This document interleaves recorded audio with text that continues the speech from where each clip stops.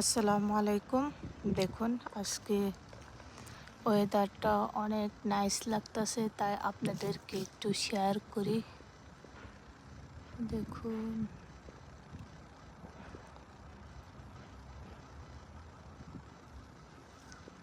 আল্লাহ তালা এক এক সময় এক এক রকম পরিবেশ সৃষ্টি করে দিয়েছে, শুধু আল্লাহকে স্মরণ করার জন্য, আল্লাহকে বোঝার জন্য যে আল্লাহ কি না পারে।